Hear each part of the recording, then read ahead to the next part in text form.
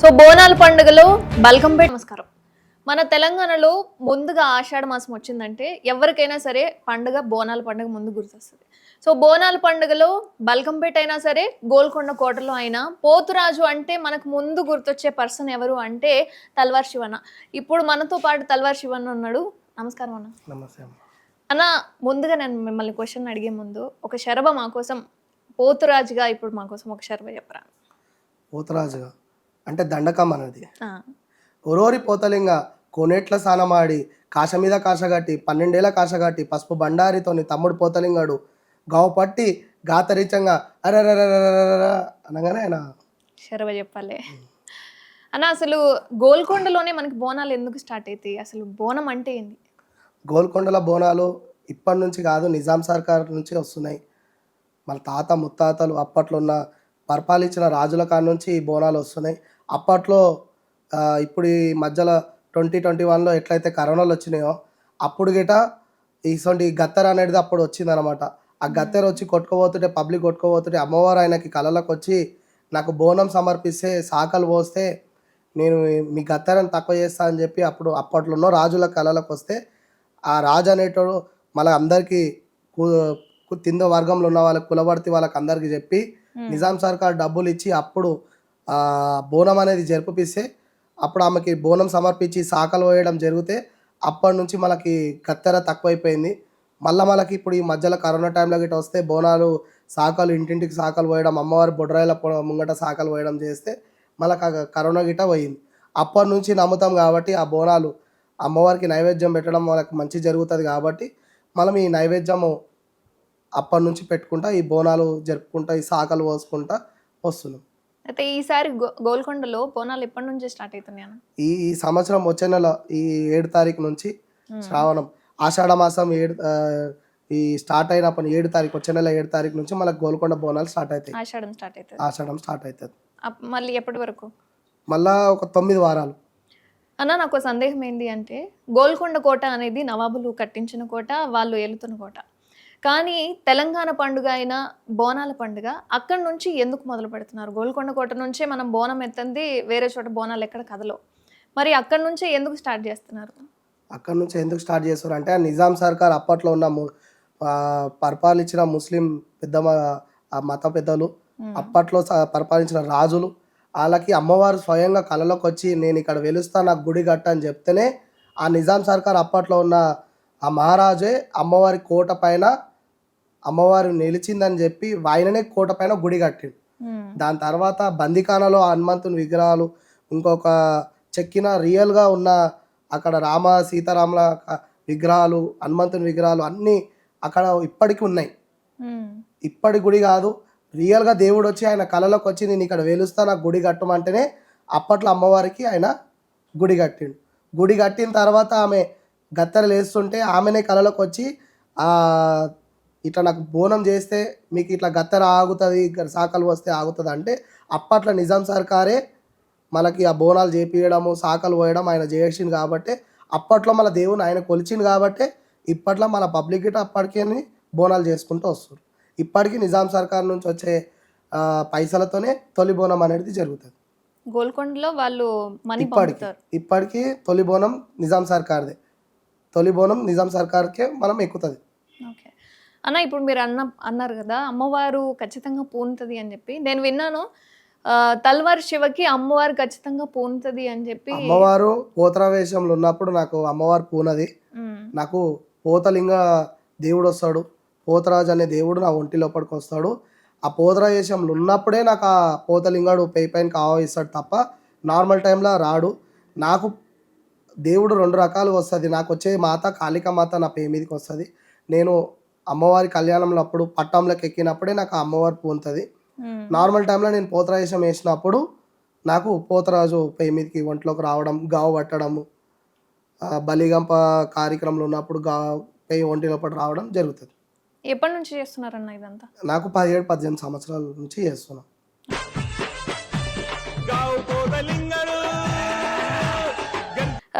నేను ఇప్పుడు మీరు గావు పడతారని అన్నారు కదా, సాధారణంగా పోతురాజులు వేరుంటారు, గావు పోతురాజులు వేరుంటారు. వీళ్ళిద్దరికి తేడా ఏంటిది? పోతరాజులు గావు అంటే ఆయన ఊరి మంచి కోసము ఆయన అమ్మవారి కోసము ఆయన యాటగావు పట్టడము, గుమ్మడికాయ గావు పట్టడము, ఆనిమకాయ గావు పట్టడం, నిమ్మకాయ గావు పట్టడం చాలా మంచిదన్నమాట. ఇప్పుడు దీంట్లో గావులలో నిమ్మకాయ ఒకటి, గుమ్మడికాయ ఒకటి, సోరకాయ ఒకటి, యాట, దున్నపోతుని కూడా పడతారు. దున్నపోతుని పూర్వీకుల కాలంలో పెద్దోళ్ళు వాడుతుండే, ఇప్పుడు అవన్నీ లేవు. ఇప్పుడు యాట వరకే. ఇప్పుడు నేను యాట వరకు చేయగలుగుతున్నా. గుమ్మడికాయ, ఆనమకాయ అవన్నీ యాట వరకు చేయగలుగుతున్నా. ఈ దీంట్లో నార్మల్ పోతురాజులు ఉంటారు, వాళ్ళకి ఇవన్నీ రావన్నమాట. యాటగావు పట్టడము ఇదేంటంటే పూర్వీకుల కాడ నుంచి పెద్దోళ్ళు నేర్పించిన పనిని, పెద్దోళ్ళు చూపించిన ఒక బాటని ఇప్పుడు ఇవి కొత్తగా వచ్చిన పోతరాలకు మాత్రం నార్మల్గా వేషధారణ వేసుకొని ఒక ఆట పాటలతో అమ్మవారిని దర్శించుకొని వెళ్ళిపోతారు. కానీ ఈ గావు పోతరాలు ఏంటంటే వాళ్ళ నిష్ఠ నియమాలు, వాళ్ళు ఒక పొద్దు ఉండడము, వాళ్ళు మంచి చెడ్డ అందరితో మాట్లాడడము, చనిపోతే వచ్చి చావులు చేయడము, అవన్నీ ఈ గావు పోతరాలు చేస్తుంటారు. నాకు గావు పోతురాజు అనేది సాధారణమైన విషయం కాదు. ఎందుకంటే మనం ఎక్కడన్నా జంతువులను బలిస్తున్నా లేకపోతే ఇంకెక్కడన్నా ఏదన్నా చేస్తున్నా కానీ చూడటానికే చాలా భయంకరంగా ఉంటుంది.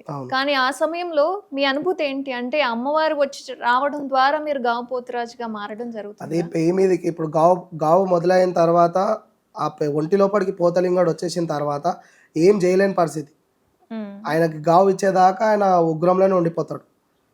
ఆ ఉగ్రం గావు ఇచ్చిన తర్వాతనే ఆయన శాంతింపు అవుతాడు. ఆ గావు బట్టి ఆ రక్తం చిమ్మించడం వల్ల అది అమ్మవారి చీర పైన నార్మల్గా పడడము, అమ్మవారు ఆ కంటితో చూడడం వల్ల అమ్మవారు శాంతింపు అవుతుంది. అయితే ఇప్పుడు తల్వార్ శివన్నకి ఇంత భయంకరంగా గావు పడుతూ ఉంటారు కదా, మీకు మంత్రాలు వచ్చానా?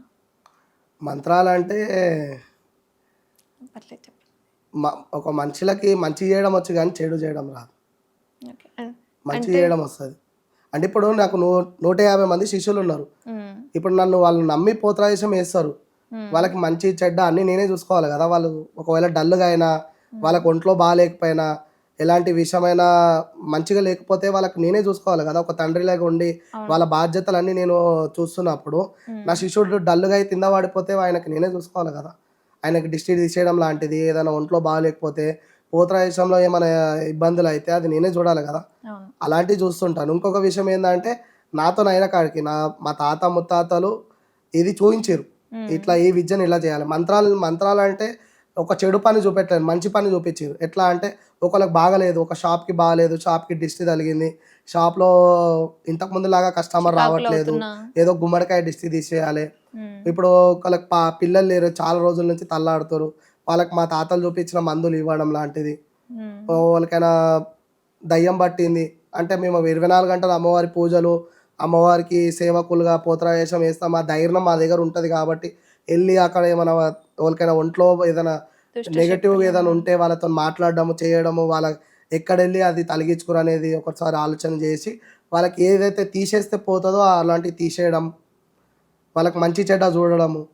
ఇప్పుడు అమ్మ నాన్న గొడవ పడుకొని ఇల్లంతా చింద్రం పంద్రం ఉంటే వాళ్ళ ఇంట్లో ఏదో నెగిటివ్ ఉందని చెప్పేసి వాళ్ళకి మంచి చేయడం లాంటివి, అలాంటివి మంచి చేసే కార్యక్రమంలో మా తాతలు, మా అమ్మ నాన్నలు ఎప్పటి నుంచో ఈ కార్యక్రమం చేసుకుంటూ వస్తారు.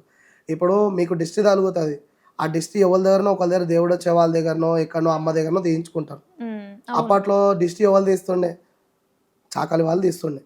ఇప్పుడు ఏదైనా పెళ్ళి అయితే ఇంటికి వెళ్ళాలన్నా చాకలి వాళ్ళు తీస్తారు, చావైనా చాకలి వాళ్ళు తీస్తారు, మెచ్యూర్ ఫంక్షన్ అయినా చాకలి వాళ్ళు చేస్తారు. ఈ పనిలో అన్నిట్లలో చాకలి వాళ్ళే మెయిన్గా చేస్తుంటారు. నా కుల వృత్తి, నేను చాకలి వాడిని. మా తాత ముత్తాతల నుంచి చావులు, పబ్బాలు, ఇట్లా మెచ్యూర్ ఫంక్షన్లు, ఎవరికైనా బాగలేకపోతే వాళ్ళకి ఉప్పు తీసేయడము, గుడ్లు తీసేయడము, అప్పుడు మా తాతల కాడ నుంచి దిష్టి తీసేయడము, మంచిగా చేయడం మా తాతల కాడ నుంచి వస్తుంది. అట్లనే అది కంటిన్యూగా మా తాతల నుంచి నేర్చుకొని నేను కూడా అదే కార్యక్రమం మంచిగా లేని వాళ్ళకి చేస్తున్నాను. అన్న, నేను ఒకటి అడగాలనుకుంటున్నా. చాలామంది ఇప్పుడున్న సామాజికత కావచ్చు, లేకపోతే సాంస్కృతిక ఇంకా పెరగడం వల్ల కావచ్చు, అభివృద్ధి చెందడం వల్ల కావచ్చు, ఈ క్షుద్ర పూజలు కావచ్చు, లేదా పాజిటివ్ నెగిటివ్ మనం అంటున్న భాషల్లో ఇది ఉన్నాయి అని కూడా చాలామంది నమ్మట్లేదు. ఇప్పుడు ఈ క్షుద్ర పూజలు ఇవి అంటే ఒక మనిషిని ఇబ్బంది పెట్టడానికి చాలా రకాలుగా ఉన్నాయి. కానీ అది మనం నమ్మితేనే కనబడుతుంది, నమ్మకపోతే ఏది కనబడదు. వాడెవడో చేసిండు, వీడెవడో చేసిండు అని చెప్పేసి మనసులో ఎక్కువ అనుకోకుండా నాకు ఏది కాదో ఆ దేవుడు ఉన్నాడని చెప్పేసి మనం యథాతిథిగా మనం రెగ్యులర్గా ఎలా పని చేసుకుంటామో ఎట్లా వెళ్ళిపోతామో అట్లా వెళ్ళిపోవడం వల్ల చాలా మంచిది.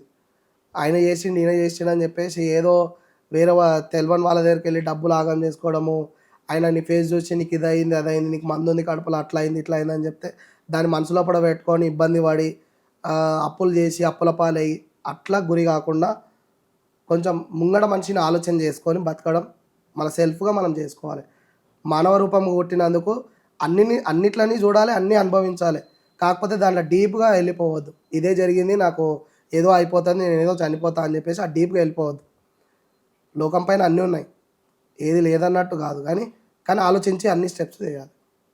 అన్న పోతురాజు అనేవాళ్ళు ఎవరైనా పోతురాజు వేషం వేసుకొని నాట్యం చేయొచ్చా, లేదా పోతురాజు అనేవాళ్ళు వీళ్ళే చేయాలి, వాళ్ళకి నియమాలు ఏమన్నా ఉంటాయా? పోతరాజు వీలే చేయాలని చెప్పేసి ఏం లేదు అట్లా. ఒకప్పుడు పోతరాజు అంటే ఊరికి ఒక్కడే ఉంటుండే. ఆ ఊరికి ఒక పోతరాజుని ఊరు మొత్తం చూడడానికి వెళ్తుండే బోనాలకి, ఆయన వేసే విన్యాసంని. అవును. కానీ ఇప్పుడు గల్లీకి ఒక పోతరాజు, వీధికి ఒక 10 పోతరాజులు రెడీ అయ్యారు. కానీ ఆ పోతరాజేశం వాల్యూ లేకుండా పోయింది. కాకపోతే ఏంటంటే అప్పుడున్న సీనియర్ పోతరాజుకి ఊర్లోకి వస్తే ఒక పెద్ద వాల్యూ, ఒక దేవుడు వచ్చిన ఒక భగవంతుడు వచ్చినట్టు ఫీల్ అవుతుండే. ఇప్పుడు పోతరాజు వచ్చినా ఎవడు పట్టించుకోవట్లేడు. అదేంటే పూర్వీకుల కాలంలో పోతరాజులు ఎట్లా అంటే వాళ్ళ వ్యక్తిగతమైన వాళ్ళ స్టైల్ అయినా ఒక వేరే వేరేగా ఉంటుండే. కానీ ఇప్పుడు అందరు పోతరాజులు రావడం వల్ల సీనియర్ పోతరాజులు పక్కకు జరిగిపోయి ఉన్నారు. సీనియర్ పోతరాజులు 8 నుంచి 9 మంది దాకా ఇప్పుడు సీనియర్లు ఉన్నారు. కానీ వాళ్ళు గుర్తింపు లేకుండా తింది స్టేజ్కి వెళ్ళిపోయారు ఇప్పుడున్న సీనియర్ పోతరాజులు. ఇప్పుడు నేను బి దాంట్లో సీనియర్ పోతరాజు, నార్మల్గా ఈ యూత్ పోతరాజులో నేను బి కలిసిపోయినా. ఏంటంటే సీనియర్ పోతరాజులను చూసిన ఒక గౌరవం, సీనియర్ పోతరాజుల దగ్గర ఉన్న ఒక రెస్పెక్ట్ని నేను పెట్టుకున్నా. ఆ సీనియర్ పోతరాజులను మంచిగా రెస్పెక్ట్ ఇవ్వడము, వాళ్ళకి మర్యాద ఇవ్వడం, ఒక తల్లిదండ్రులు లేక ఒక రెస్పాన్స్ ఇవ్వడం, అలాంటిది నేనైతే ఎప్పుడు మరవలేదు. నా గురువులను మరవలేదు, నా వాళ్ళని మరవలేదు. కానీ ఇప్పుడున్న జనరేషన్ ఏంటంటే వాళ్ళ తల్లిదండ్రులు మొక్కడం, మా కొడుకు కొడితే మేము పోతరాజేశం వేపిస్తాం, ఇలాంటి మొక్కులు మొక్కే వాళ్ళు కొంతమంది అయితే, అమ్మ నాన్నని కాదనకుండా పోతరాజేశం వేసేవాళ్ళు కొద్దిమంది అయితే, డబ్బుల కోసం వేసేవాళ్ళు కొద్దిమంది, తాగుడు కోసం వేసేవాళ్ళు కొద్దిమంది. దీంట్లో పోతరాజేశంలో ఒకరిని ఇంప్రెస్ చేద్దాం, ఒక అమ్మాయిని ఇంప్రెస్ చేద్దాం, అట్లా చేద్దామన్న కొంచెమంది. ఇట్లా చెడుగా ఆలోచన చేసుకొని ఒక 5-6 రకాలుగా చెడుగా ఆలోచన చేసుకొని వెళ్ళే పోతరాజులు కొత్తగా చాలామంది పుట్టుకొచ్చారు. పోతరాజేశం కరెక్ట్గా చేసేవాళ్ళు ఒకవైపు ఉంటే, చెడు మార్గం ఎంచుకునే పోతరాజులు చాలా ఎక్కువైపోయారు. ఎందుకంటే వాళ్ళకు ఒక గురువు ఉండడు. గురువు ఉంటే ఆ విజయ్ చెప్తాడు, ఇట్లా కాదు ఇట్లా పోతరాజేశం వేయాలి, ఈ టైంలో మనం ఈ నిష్టం నియమం పట్టించాలి, ఈ టైంలో ఇట్లా ముంగడ వ్యక్తితో ఇట్లా రెస్పెక్ట్గా మాట్లాడాలి, మనం ఇట్లా పోతరాజేశంలో గుట్కా తినొద్దు, పబ్లిక్లో మందు తాగొద్దు పబ్లిక్లో అని చెప్పి నిష్ట నియమాలు చెప్తాడు గురువు ఉంటే. గురువు లేకపోతే పోతరాజేశం వాల్యూ పోయినట్టు పబ్లిక్లోనే బీరెత్తుకొని రావడం, అది గుట్కాలు తినేసి కాళ్ళ మధ్యలో ఉంచడం, మంచోళ్ళతో చెడ్డోళ్ళతో అందరితో కలిసి ఆడడం, వాళ్ళతో గొడవ పడడం, తాగేసి ఆ ఎంట్రీ ఇచ్చేటప్పుడే కింద పడిపోవడం, ఎక్కడనో సెటర్ల దగ్గర అలసిపోయి మొత్తం కింద వండుకొని వాంతింగ్లు చేసుకోవడం. అది కొంచెంమంది చూసిన వాళ్ళు, అది మెయిన్గా ఎవడైతే మమ్మల్ని ఎక్కిరిస్తాడో వాని కళ్ళనే పడతారు వీళ్ళు. వాడు ఏమనంటాడంటే డైరెక్ట్గా ఇటు పోతరాజు ఆ వేస్ట్గా 2000 ఇస్తే వచ్చిండు, తాగడానికి వచ్చిండు, మేము ఒక ఫుల్ బాటిల్ ఇస్తే పోతరాజేశం వేసిండు అన్న ఒక లాంగ్వేజ్తోని పోతరాజులకి వాల్యూ లేకుండా పోయింది. పోతరాజులు ఎట్లా అంటే ఒక పోతరాజు వస్తుందంటే ఆయనకి శుభ్రత ప్లేసు, ఆయనకి శుభ్రంగా ఫుడ్ కానీ, ఆయనకి ఏది ఇచ్చినా వస్తువు ఇచ్చినా ఆయనను ఒక భగవంతుడు లేక వచ్చిపోయేదాకా ఆయనకు చాలా రెస్పాన్స్ ఇస్తుండే. ఇంటికి వెళ్ళేదాకా గిట ఆయనకి ఒక రెస్పాన్స్ చాలా గట్టిగా ఉంటుండే. ఇప్పుడు వచ్చిన అక్కడ పోయి రెడీగా పోరా కమిటీ వాళ్ళు, అక్కడ వాటర్ ఫెసిలిటీ ఉండదు, అయిపోయినాక ఒక బకెట్ నీళ్ళు ఇవ్వడానికి వాళ్ళు ముందు రారు. ఏదో వచ్చేటప్పుడు మాత్రం ఒక రెస్పాన్సు, వేషం వేసినాక ఇంకొక రెస్పాన్సు, అయిపోగానే ఎవడు వాడు ఒక బకెట్ వాటర్ లేదు వాని ఇంటికాడ చేసుకోమని పో, ఫస్ట్ ఊర్లకే వెళ్ళిపోమని అంటే ఒక అంటురాను చూసినట్టు చేస్తారు. అంటే కొంచెం మంది చేస్తారు అట్లా. అంటే వీళ్ళు చేసే మిస్బిహేవియర్కి వాళ్ళ ఆపోజిట్లో చేస్తారు. అన్న నేనే స్వయంగా చూసిన పోతరాజుగా ఆయన పూనుకున్నప్పుడు కావచ్చు, లేదా ఆ డ్యాన్స్ వేసేటప్పుడు కావచ్చు, వాళ్ళు మందు తాగడం కావచ్చు, లేదా గుట్కా రోడ్లెమ్మటి చిందేయడము అలా చూశాను. తల్వార్ శివన్న తాగుతాడా? నేనైతే పోతరాజేశంలో ఇప్పటిదాకా అయితే తాగలేదు. పోతరాజేశం అయిపోయినాక నేను అలసిపోయినాక తాగిన. ఏంటంటే నేను ఫస్ట్గా తీసుకునేది ఒక గ్లాస్ పాలు, ఒక అట్టిపండు.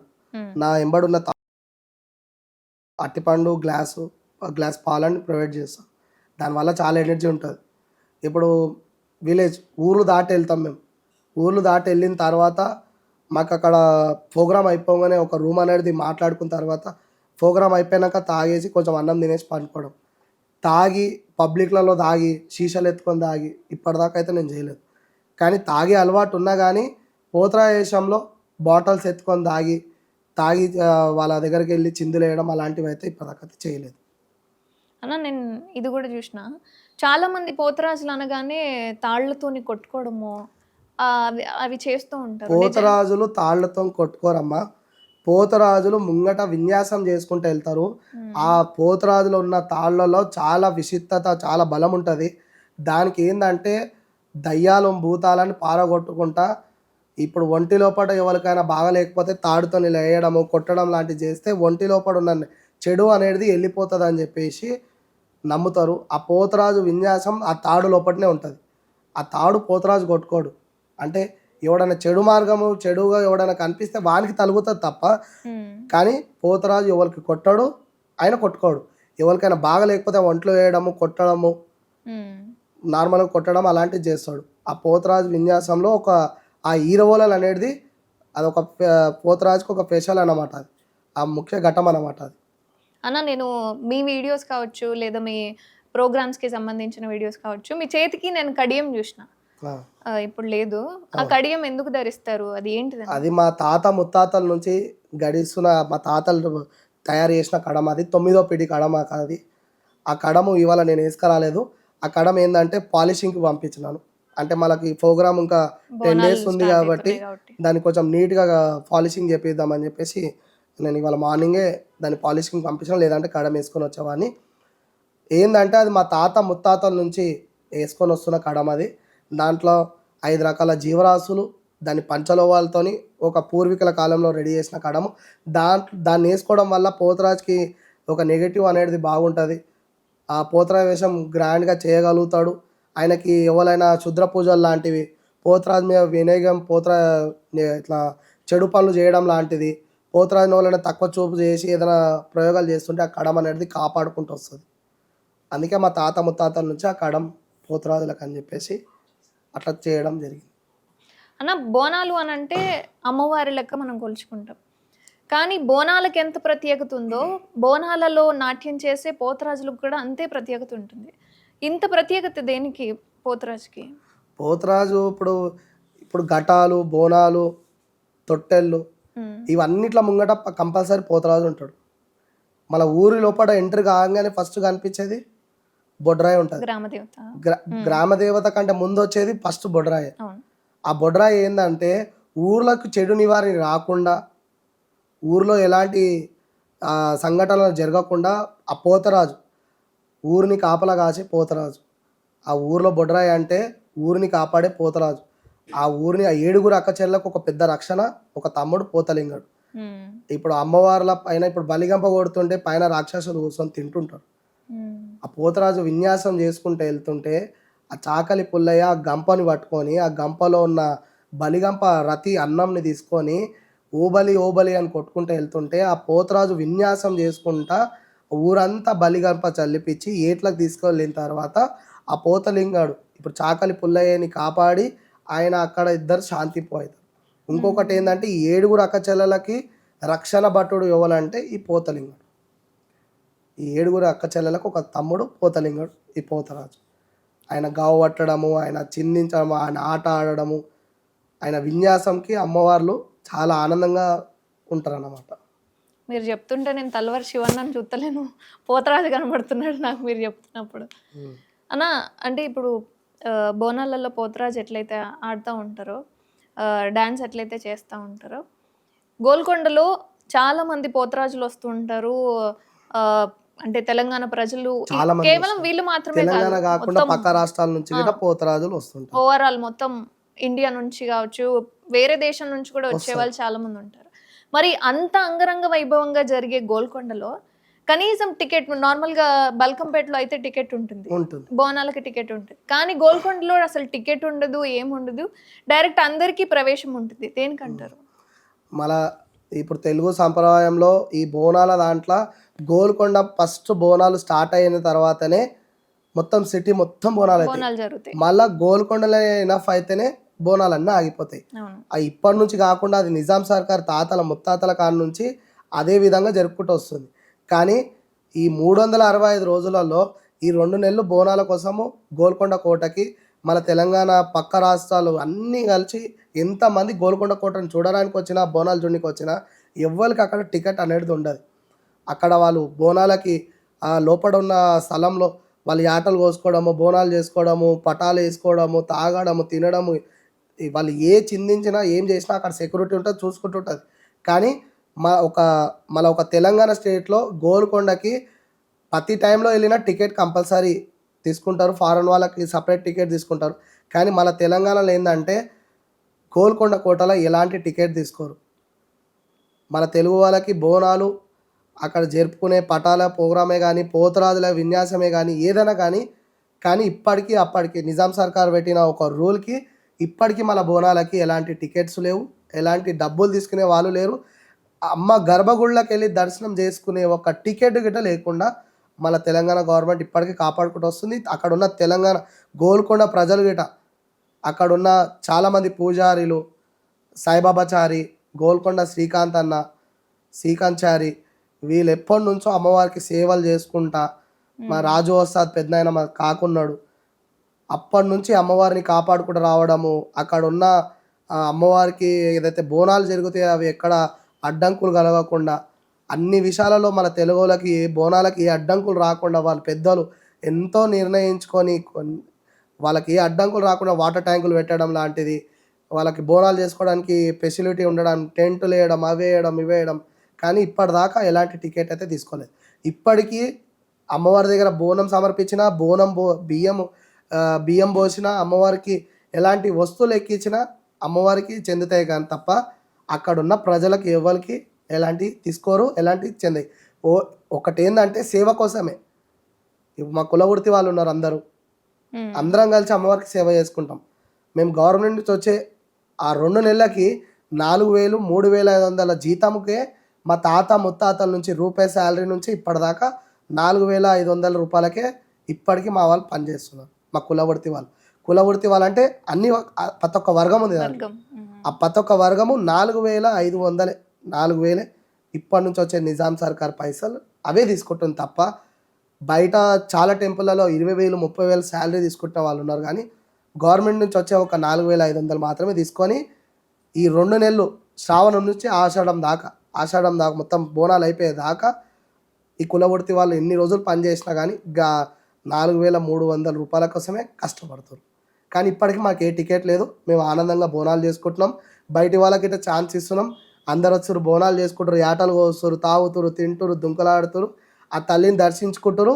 మళ్ళీ 9 వారాలు అట్లనే పూజలు చేసుకొని అమ్మవారు తిండికి దిగిపోయిన తర్వాత మళ్ళీ యథాస్థితిగా మళ్ళీ గోల్కొండ కోట ఎట్లుందో అట్లా మళ్ళీ టికెట్ తీసుకోవడం జరుగుతుంది. అన్న అంటే తెలంగాణ వాళ్ళకంటే చాలా మందికి కొంతమందికి తెలుసు అక్కడ గోల్కొండల గిట ముస్లిం సోదరులు చాలా మంది ఉన్నారు. మళ్ళీ ఈ గోల్కొండ కోట మొత్తం ముస్లింస్తో నిండిపోయి ఉంది. కానీ వాళ్ళు కూడా గొడవ చేయాలి కదా, వాళ్ళు మాత్రం ఎప్పుడు గొడవ చేయాలి. వాళ్ళు ఎంత కలిసి ఉంటారంటే గోల్కొండ కోటలో మా తెలుగు ఇల్లు ఒక 10 నుంచి 20 ఉన్నాయి. మొత్తం చుట్టుముట్ట ముస్లిమ్సే. కానీ వాళ్ళు మాత్రం చాలా ఫ్రెండ్లీగా ఉంటారు. ఈ బోనాలలో వాళ్ళు గిట వాలంటరీగా వస్తారు. వాళ్ళు గిట గల్లీలో పొంటి వాలంటరీగా నిలబడము, గొడవ పడుకున్న వాళ్ళకి సంజాయించడము, బోనాల దగ్గర తాగి ఏమైనా సీసాలు వాళ్ళ కొట్టోళ్ళకి చెప్పడం లాంటిది. వాళ్ళు ఎంతో ఓపికతోని మాతోని ఒక వాలంటరీలాగా కలిసిపోయి పోలీసు వాళ్ళతో కలిసిపోయి ఇప్పటికీ కోటకి అనుబంధము. ఆ హిందూ ముస్లిమ్స్ అయితే బాయ్ అంటారో కానీ అది ఎక్కడ కనిపించదు, ఎక్కడ ఓల్డ్ సిటీలో అయితే కనిపించదు. మా గోల్కొండ లోపల మాత్రం కనిపిస్తుంది. మా అతను మంచిగా ఉంటారు వాళ్ళు, మేము వాళ్ళతో మంచిగా ఉంటాం. అన్న అంటే తెలంగాణ వాళ్ళకి చాలా మందికి బోనం అంటే ఇది, బోనంలో ఇవి పెడతారు అని చాలా మందికి తెలీదు. అసలు బోనంలో ఏమేమి వాడతారు, అమ్మవారికి ఏమేమి సమర్పించుకోవాలి అంటే తెలియని వాళ్ళు వేరే చోట నుంచి ఇప్పుడు మా వీడియో చూసి రావచ్చు, లేదా బోనాలకి స్పెషల్గా ఒకసారి వెళ్దాం ఇన్ని రోజులు విన్నాం కదా అనుకుని ఉంటారు. బోనాలకి స్పెషల్ ఏంటంటే మట్టి కొండలో పరమాన్నం వండడం అమ్మవారికి చాలా ఇష్టమైన బోనం. కొంతమంది పచ్చన్నం అంటే అన్నంలో పసుపు వేసి వండుతారు. కొంతమంది తెల్లన్నము అమ్మవారికి నైవేద్యంగా తీసుకెళ్తుంటారు. అసలు బోనం అనేది కుండలో సమర్పించడం అమ్మవారికి చాలా ఇష్టం అన్నమాట. ఇప్పుడు ఇప్పుడు మామూలుగా బోనాలని కొంచెం బోనాలని స్టీల్ బిందెలలో దాంట్లో తీసుకెళ్ళడం గిట్ట చేస్తారు. కానీ ఎట్లా ఏం తీసుకెళ్ళినా అమ్మవారికి ఇష్టమైనది బోనం కాబట్టి కొంతమంది పరమాన్నం తీసుకెళ్తారు. కొంతమంది ఏమో వైట్ రైస్ పైన పలుచు పులుసు, బెల్లం పాకము, పెరుగేసి అమ్మవారికి నైవేద్యంగా తీసుకెళ్తారు. అది అమ్మవారికి చాలా ఇష్టమైన నైవేద్యం. కొంతమంది ఏమో పరమాన్నము, కొంతమంది ఏమో స్వీట్ అన్నం తీసుకెళ్ళి అమ్మవారికి బోనం రూపంలో నైవేద్యం పెడుతుంటారు. తిండి దాంట్లో అమ్మవారికి భోజనము, పైన దాంట్లో అమ్మవారి పలుచు పులుసు, పెరుగు, బెల్లం పాకం లాంటివి ఉంటాయి. స్వీట్ చేసేవాళ్ళు పరమాన్నం తీసుకెళ్తారు. బోనము పులిగడ్డ ఎక్కించే వాళ్ళేమో తెల్లన్నం తీసుకెళ్తారు. అన్న, బోనం అంటే చాలా మందికి బోనం అని మాత్రమే తెలుసు సాధారణంగా. తొలి నజర్ బోనం అంటే ఏంటి? అంటే ఇది ఒక్కళ్ళు మాత్రమే చేస్తారా, లేదా ఒక వంశస్థులు మాత్రమే తరతరాలుగా చేస్తూ వస్తున్నదా? బోనం అంటే ప్రతి ఒక్క వర్గం వాళ్ళు బోనం అమ్మవారికి సమర్పిస్తారు.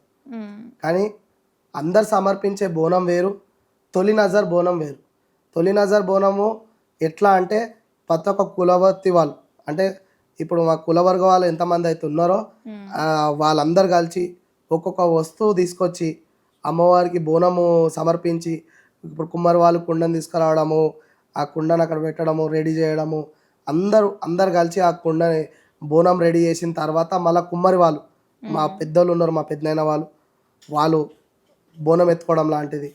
మా తాత ముత్తాతల కాడ నుంచి అందరు కలిసి తొలి నజర్ బోనం అంటే అందరు కలిసి కులవృత్తి వాళ్ళందరూ కలిసి పిడిక బియ్యం వేసుకొని ఆ బోనం రెడీ చేసి, ఆ బోనం తొలి నజర్ బోనం అందరి తరఫు నుంచి, తెలంగాణ కాకుండా తెలంగాణ రాష్ట్ర ప్రజలు మన దేశం దాటినా కానీ ఎవరైనా కానీ కులవృత్తి వాళ్ళందరూ కలిసినట్టే అందరు చేతి దాంట్లో ఉన్నట్టు అందరి బోనం అమ్మవారికి సమర్పిస్తున్నట్టు. ఇప్పుడు మీ బోనం తీసుకెళ్తారు కానీ మీ ఇంటి నుంచే వెళ్ళినట్టు అవుతుంది అది. ఇప్పుడు మీరు వేరే క్యాస్ట్, కానీ ఇద్దరం కలిసి చేస్తే ఇద్దరిదే అవుతుంది. కానీ కులవృత్తి వాళ్ళ బోనము తొలి నజర్ బోనం అంటే అందరు కలిసి చేసే బోనం. అంటే తెలంగాణ, ఆల్ ఆఫ్ తెలంగాణ కలిసి చేసుకున్న బోనమే తొలి నజర్ బోనం. తొలి నజర్ బోనం అందరు కలిసి చేసిన తర్వాత అక్కడ ఉన్న పెద్ద మనుషులు ఎంతమంది అయితే బియ్యం పోసుకోవాలో బియ్యం పోసుకున్న తర్వాత అక్కడ గావు పట్టియడం జరుగుతుంది, నిమ్మకాయ గావు పట్టియడం జరుగుతుంది. లంగరోజుల ఎంఐఎం శివన్న అని చెప్పేసి బైన్లా అన్నున్నాడు, ఆయన అక్కడ నన్ను గావు పట్టించేసి అమ్మవారికి ఆ బోనం అనేది ఊరేగింపుగా స్టార్ట్ చేస్తాడు.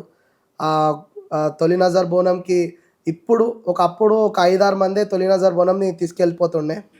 అసలు తొలి నజర్ బోనం అని ఎవరికి గుర్తుపట్టకపోతుండే. దాన్ని బొమ్మల సాయిబాబాచారి, శ్రీకాంత్ చారి వాళ్ళు పట్టించుకొని ఆ తొలి నజర్ బోనంని సింపుల్గా వెళ్ళిపోవద్దు అని చెప్పేసి ఒక జాతరలాగా సాగించడం, విగ్రహాలు పెట్టడము, ఒగ్గు వాళ్ళని పెట్టడము, లంబడి డ్యాన్స్ పెట్టడము, పోతరాజులను పెట్టడము, దానికి తగ్గట్టు మెయింటెనెన్స్ చేసుకుంటా గత 11-15 సంవత్సరాల నుంచి ఆ తొలి నజర్ బోనంని ఇప్పుడు మార్కెట్లో కనబడేటట్టు బొమ్మల శ్రీకాంత్ చారి, బొమ్మల సాయిబాబాచారి ఎంతో దాన్ని కష్టపడి నేను వాళ్ళతో సహకారం చేసి వాళ్ళు నాకు ఎంకరేజ్ చేసి ఇప్పుడు ఈ తొలి నజర్ బోనం పబ్లిక్లో కనబడేటట్టు ఒక ఊరేగింపు, ఒక పెద్ద జాతరలాగా వాళ్ళు చేసిరు. కానీ ఇప్పటికీ ఆ జాతర కొనసాగుతుంది. దీని అంతటికి డబ్బు ఎక్కడదన్నా? దీని అందరికీ డబ్బు శ్రీకాంత్ చారి, సాయిబాబాచారే పెట్టుకుంటారు. కానీ బోనంకి ప్రిపరేషన్ అయ్యే డబ్బులు మాత్రం అవి సర్కార్ పైసలే, అవి మాత్రం వాళ్ళకి ఇస్తారు. ఆ పైసలతోనే ఆ బోనం అనేది రెడీ అవుతుంది. ఇక మిగతా పోతరాజులు, వేషధారణ, విగ్రహాలు అంతా బొమ్మల సాయిబాబా, శ్రీకాంత్ చారి వాళ్ళు పెట్టుకుంటారు. ఇక్కడ బంజారీ దర్వాజలో మన బాబురావు కాకా అని ఉన్నాడు, ఆయన పోలీస్ డిపార్ట్మెంట్ బాబురావు కాకా. ఆయన అక్కడున్న పబ్లిక్ని అందరినీ ఆ గుడి లోపల గ్యాదర్ చేయడము, వీళ్ళందరికీ రెస్పాన్స్ కావడము, కులవృత్తి వాళ్ళకి ఎంకరేజ్ చేయడము. ఇప్పుడు శ్రీకాంత్ చారి, సాయిబాబాచారి ఎట్లయితే ఉన్నారో ఆయన గిట్ట ఎంకరేజ్ చేయడము, అక్కడ బస్తీలో ఆయన గిట్ట అందరితో కలిసిమెలిసి చేపించడం, ఆయన ఏ కార్యక్రమం ఉన్నా వచ్చి పెద్ద మనుషులకు కూర్చోవడం ఆయన గిట్ట చేస్తాడు. కాకపోతే ఇది పట్టించుకొని ఇవాళ డేట్ల తొలి నజర్ బోనం అంటే ఏందనేది పబ్లిక్లో తెలంగాణలో తెలిసేటట్టు చేసింది బొమ్మల సాయిబాబాచారి, శ్రీకాంత్ చారి. అన్న, బోనం అనగానే మనకి గోల్కొండ, హైదరాబాద్, సికింద్రాబాద్లోనే మెయిన్గా జరుగుతూ ఉంటాయి. బట్ హైదరాబాద్లో పురాణపుల్లో జరిగే బోనాలని అందరూ చాలా మంది చూడటానికి అక్కడ ఆతృత ఎక్కువ చూపిస్తూ ఉంటారు. బట్ అక్కడ గుడిని పరిరక్షించే కిషన్ కాక ఈ మధ్యన చనిపోవడం జరిగింది. బట్ ఇప్పుడు ఆ గుడిని ఎవరు చూసుకుంటున్నారు? ఇక్కడ ఇప్పుడు మళ్ళీ జరగబోయే బోనాలు ఎవరు చేయబోతున్నారు? అసలు బోనాలు జరుగుతాయా లేదా అన్నది చాలా మందిలో ఒక సందేహం ఉంది. దానికి మీ సమాధానం ఏంటన్నా? పురాణపూల్ కిషన్ కాక ఇప్పటికి చనిపోయినాడని చెప్పేసి మా మనసులో అయితే ఎప్పుడు అనుకోలేదు. ఎప్పటికీ మాతోనే ఉన్నాడు, మాతోనే కార్యక్రమాలు అన్నీ చేపిస్తాడు. ప్రతి సంవత్సరం లాగానే ఈ సంవత్సరం కూడా కాల్ చేసి పోతరాజేశం ఈ టైంకి రావాలి నాన్న అని చెప్తుండే. అట్లనే ఈ సంవత్సరం కూడా వాళ్ళ ఇంటి నుంచి కాల్ వచ్చింది, కానీ పురాణపూల్ కిషన్ కాక మాట్లాడలేదు. వాళ్ళ బిడ్డ, పెద్ద బిడ్డ మా అక్క ఫోన్ చేసి చెప్పడం జరిగింది. వాళ్ళ వాళ్ళ కిషన్ కాక పెద్ద బిడ్డనే ఇప్పుడు ఈ బోనాలు, గుడిని కాపాడడం లాంటిది, బోనాలు జరపడం, గావు ప్రోగ్రాం జరపడము, ఆమెకి కాక ఇచ్చిపోయిన ఒక మాటకి ఆమె గుడి నిలబెట్టాలి అని చెప్పేసి గుడిలో ఉన్న ఆ చుట్టుపక్కల ఉన్న కడపలను అన్నిట్లని ఆమె కాపాడాలి. కాక తర్వాత ఆమె కాకలాగా నించొని అన్నీ చేయాలని చెప్పేసి ఆమెతోని కాక చెప్పిపోవడం జరిగింది. అదే విధానంగా అక్క ఈ సంవత్సరము బోనాల కార్యక్రమాలు అన్నీ ఆల్రెడీ ఈ పనులన్నీ మొదలుపెట్టింది. ఈ ప్రతి సంవత్సరం లాగానే కాక ఉన్నాడన్న ఒక భయము, ఒక రెస్పెక్టు, కాకకిచ్చే గౌరవం లాగానే ఈ సంవత్సరం గిట అక్కడికి వెళ్ళి తొందరగానే కాకున్నట్టుగా పోతరావేశం రెడీ చేసి అక్కడ ఘటంకి పోతరావేశం వేయడము, నార్మల్ ఫస్ట్ డేకి గుమ్మడికాయ గావుకి పోతరావేశం వేయడం, నెక్స్ట్ యాటగావుకి పోతరావేశం వేయడం కాకున్నట్టే మేము రెస్పాన్స్గా పురాణపూల్కి వెళ్ళి అక్కడున్న ఎంతమంది అయితే ఇల్లులు ఉన్నాయో, ఎంతమంది అయితే యూత్ ఉందో, ఎంతమంది అయితే పబ్లిక్ ఉన్నారో కాకని ఒక ఇంటి పెద్ద మనిషి లేక భావిస్తుండే. నేను వేసిన ఇన్ని రోజులలో పోతరాజేశము నేను ఎక్కువ ఇష్టపడే వ్యక్తి ఎవరంటే పురాణపూల్ కిషన్ కాకనే. ఎందుకంటే ఆయన మా తాతల దగ్గర పోతరాజేశం వేసిండు, మా తాతని తండ్రిలాగా భావిస్తుండే. మా కాకని మా మైదీపట్నం రాజ్ కాకని గేట ఒక బ్రదర్ లేక అట్లా పిలుస్తుండే. ఎప్పుడు మా దాంట్లో కులబద్ధం ఎప్పుడు రాలేదు, ఎప్పుడు మేము కలిసిమెలిసే ఉన్నాము. ఆ తాతల నుంచే మాకు ఈ రెస్పాన్స్ ఇవ్వడము, కాక నన్ను గుర్తించడం జరిగింది. ఆ గుర్తించడం వల్ల నేను ఆయన ఎంబడి నించొని పోతరాజేశం చేసినాను. కాక నాకు ఎన్నో విధాలుగా సపోర్ట్ చేసిండు, చాలా విధాలుగా సపోర్ట్ చేసిండు. ఎట్లా అంటే ధైర్యం చెప్పడము, ఇలా కాదు, ఇలా పోతరాజేశం వేద్దాం, ఇట్లా కాదు, నీకు ఏ అడ్డంకులు రావు, నువ్వు ఇట్లుండు. ఆయనను చూసుకొని నేను చాలా అండగా, చాలా విషయాలలో నేను ఆయనను చూసుకొని పోతరాజేశం వేయడం జరిగింది.